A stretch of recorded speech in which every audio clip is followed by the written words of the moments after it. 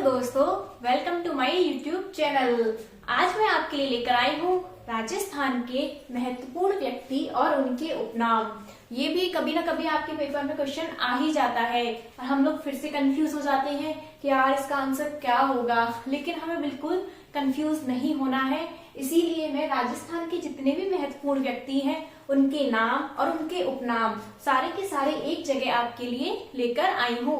तो आइए चलते हैं हम हमारे टॉपिक पर। तो हमारा आज का टॉपिक है राजस्थान के महत्वपूर्ण व्यक्ति और उनके उपनाम। तो सबसे पहले है राजस्थान के गांधी।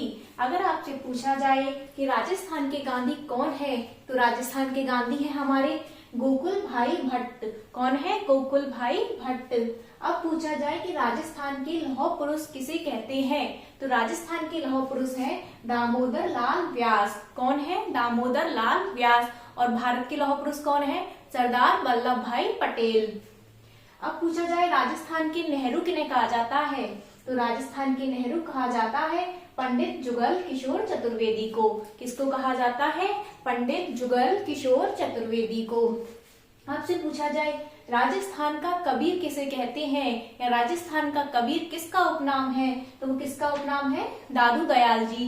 दादू दयाल जी कौन है? एक संत है और इनकी जो प्रधान पीठ है दादू दयाल जी की वो कहाँ है? वो है नारायणा दूदू में। पहले नारायणा जयपुर में आता था, लेकिन अब दूदू अलग जिला बन गया है, तो वो हो जाएगा नारायणा दूदू में। संत दादू दयाल जी की प्रधान पीठ है और इनको कहते हैं राजस्थान का कबीर। अब पूछा जाए कि राजस्थान का अबुल फजल किसे कहा जाता है, तो राजस्थान का अबुल फजल कहते हैं मुड़ोत नैन्सी को।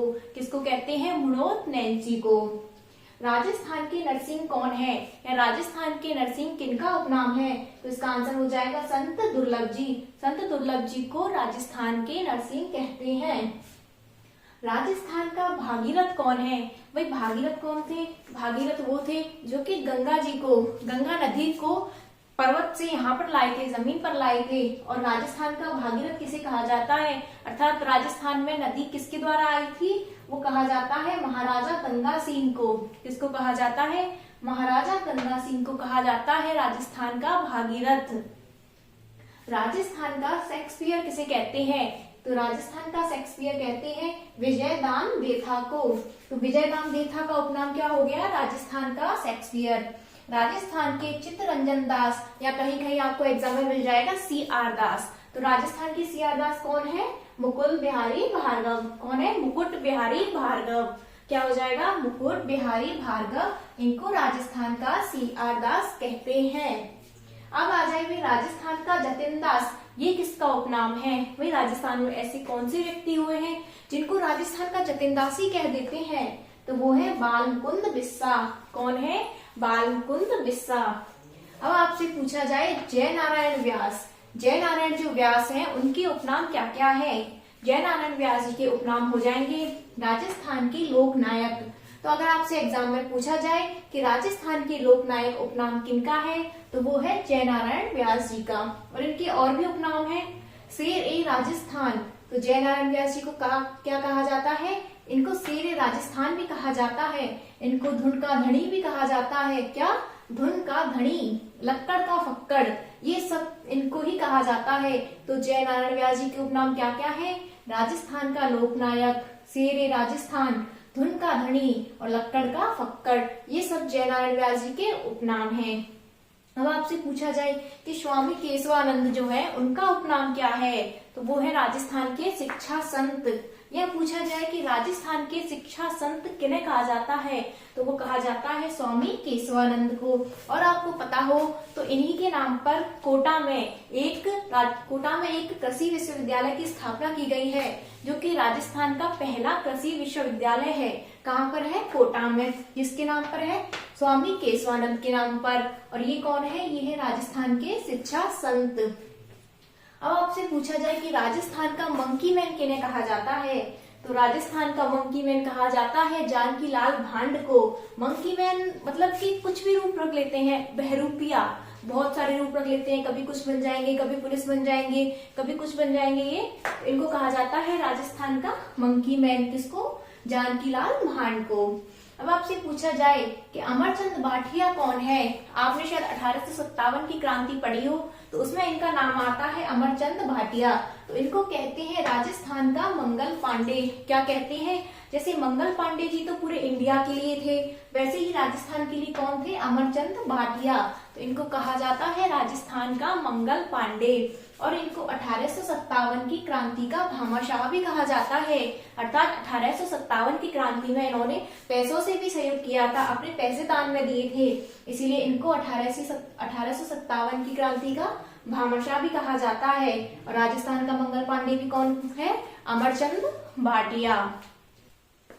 राजस्थान के इतिहास का पितामह किसे कहते हैं? तो राजस्थान के इतिहास का पितामह है कर्नल जेम्स टॉड। कौन है? Colonel James Tod. फिर आपसे पूछा जाता है कि पत्रकारिता का पितामह किसे कहते हैं? क्वेश्चन पत्रकारिता का पितामह या पत्रकारिता का भीष्म पितामह भी पूछ सकता है कि पत्रकारिता का भीष्म पितामह किसका उपनाम है? तो वो है पंडित झावरमल शर्मा। कौन है? पंडित झावरमल शर्मा। अब आपसे पूछा जाए कि राजस्थान के आदिवासियों का मसीहा किसका उपनाम है? राजस्थान के आदिवासियों का मसीहा किसका उपनाम है? तो किसका उपनाम है? मोतीलाल तेजावत जी का। किसका उपनाम है? मोतीलाल तेजावत जी का। फिर आपसे पूछा जा सकता है कि आधुनिक राजस्थान का निर्माता कौन है?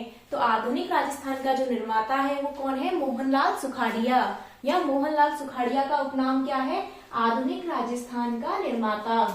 राजस्थान के किसान आंदोलन का जनक कौन है? तो राजस्थान में किसान आंदोलन का जनक किसे माना जाता है? विजय सिंह पथिक को। और आपसे अगर पूछे कि बिजौलिया किसान आंदोलन का जनक कौन है, तो उसमें आपको आंसर विजय सिंह पथिक नहीं करना, उसमें आपको करना है साधु सीताराम दास। तो राजस्थान के किसान आंदोलन का जनक कौन हो जाएगा? विजय सिंह पथिक। अब आपसे पूछे कि राजस्थान का नगीना किसका उपनाम है? तो राजस्थान का नगीना डॉक्टर नरेंद्र सिंह, उनका उपनाम है राजस्थान का नगीना। तो जो डॉक्टर नरेंद्र सिंह है उनको कहते हैं राजस्थान का नगीना। राजस्थान का भारतेंदु किसको कहते हैं? शिवचंद्र भरतिया को। शिवचंद्र भरतिया को राजस्थान का भारतेंदु कहते हैं। अब आपसे पूछा जाए कि राजस्थान का राज्य कवि कौन है? तो राजस्थान के राज्य कवि हैं सूर्यमल मिश्रण जी। कौन है? सूर्यमल मिश्रण जी। इनको रसावतार भी कहते हैं। क्या कहते हैं इनको? रसावतार। राजस्थानी जुबान की मसाल किसे कहते हैं? तो राजस्थानी जुबान की जो मसाल है वो कहते हैं सीताराम लालस को। किसको कहते हैं? सीताराम लालस को। और इनको राजस्थानी जुबान की मसाल क्यों कहते हैं? क्योंकि उन्होंने सबसे पहले राजस्थानी भाषा का एक शब्दकोश बनाया था। क्या बनाया था? राजस्थानी भाषा का एक शब्दकोश बनाया था, इसीलिए उन्हें राजस्थानी जुबान की मसाल कहते हैं। किसे कहते हैं? सीताराम लालस को। राजस्थान की राधा किसे कहते हैं? राजस्थान की राधा कहते हैं मीराबाई को। रीमा दत्ता का उपनाम क्या है? तो रीमा दत्ता का उपनाम है राजस्थान की जलपरी। तो राजस्थान की जलपरी कौन है? रीमा दत्ता। राजस्थान की कोकिला किन्हें कहा जाता है? राजस्थान की कोकिला कहा जाता है अल्लाह जिलाई बाई। किसको कहा जाता है? अल्लाह जिलाई बाई को राजस्थान की कोकिला कहा जाता है। अगर आपसे पूछा जाए कि भारत की कोकिला किन्हें कहते हैं, तो भारत की कोकिला कहा जाता है सरोजनी नायडू को। किसको कहा जाता है? सरोजनी नायडू को। और राजस्थान की कोकिला कहा जाता है अल्लाह जिलाई बाई को। और राजस्थान की मरु कोकिला किन्हें कहते हैं? राजस्थान की कोकिला अल्लाह जिलाई बाई, और राजस्थान की मरु कोकिला हो जाएंगी गबरी देवी। गबरी देवी कौन है? राजस्थान की मरु कोकिला। राजस्थान की लता किनका उपनाम है? तो राजस्थान की लता नाम है सीमा मिश्रा।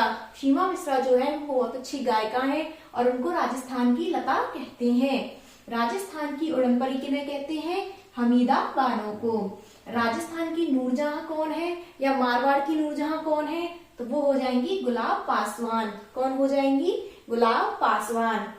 राजस्थान की राजमाता या राजस्थान की मैडोना, दोनों आपसे पूछ सकता है। राजस्थान की राजमाता या राजस्थान की मैडोना किनका उपनाम है? तो वो हो जाएगा गायत्री देवी का।